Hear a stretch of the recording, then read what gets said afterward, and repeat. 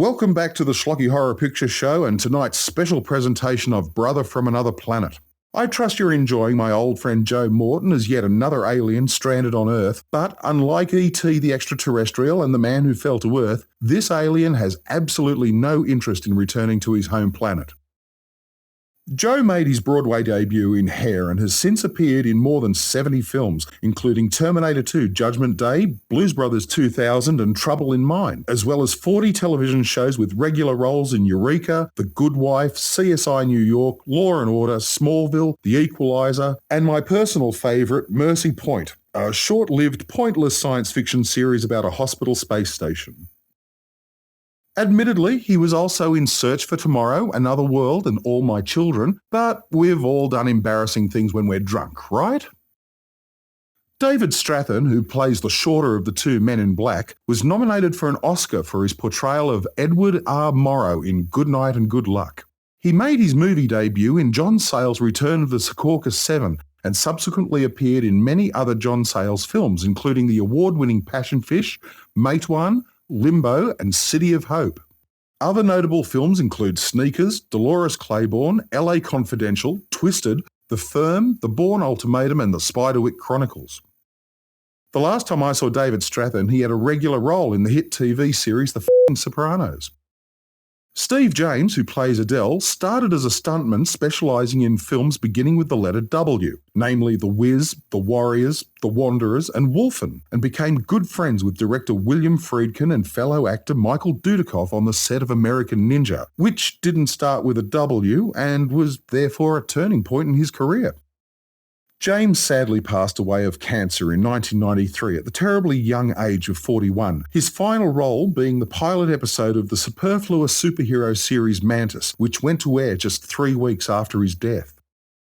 Bill Cobbs made his rambling debut in the 1974 heist adventure The Taking of Pelham 123 and has since been a regular rambler in many television shows including The Outer Limits, The Sopranos, The Others, Jag and The Drew Carey Show.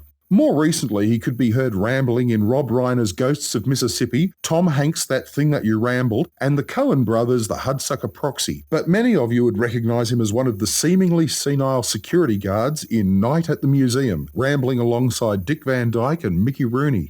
The card trickster we meet on the train happens to be one of my favourite second bananas of all time, the prolific and ever-youthful Fisher Stevens. You may remember him as George Minkowski in the popular television series Lost, or as the Pakistani robots engineer in the Short Circuit films, or maybe as Dennis Hopper's henchman in the utterly confusing Super Mario Bros. Movie, or as Chuck Fishman in the seminal television series Early Edition. Personally, I remember being impressed with his performance as a murderous Steven Spielberg-style Hollywood director in an excellent episode of Columbo.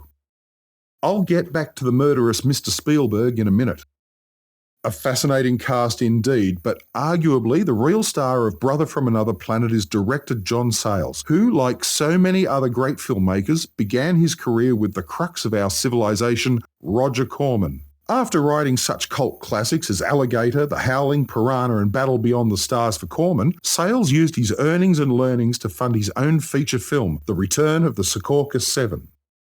As well as writing and directing his own films, he was chosen, along with fellow director Brian De Palma, to make several music videos for Bruce Springsteen, including Born in the USA, Glory Days and the sadly metaphorical I'm on Fire. Having collaborated with director Joe Dante on The Howling and Piranha, Sayles was cast in Matinee alongside Dick Miller as two men hired by John Goodman to protest against his own films to rustle up publicity. Sayles gets the rest of his funding by working as a script consultant, rewriting major films like The Fugitive, Mimic and Apollo 13, which featured Roger Corman in the cast. One such script, Night Skies, directly inspired what would eventually become the box office smash hit of 1982, E.T. the Extraterrestrial, directed by the murderous Steven Spielberg as played by Fisher Stevens. This fact neatly leads me back to Brother from Another Planet, which, despite the difference of 2 years and about $20 million, is often compared to E.T. the Extraterrestrial, which was still running in many cinemas around the world when Brother from Another Planet was released anyway. Consider yourself warbled at as we return to the exciting drug-fueled finale of Brother from Another Planet.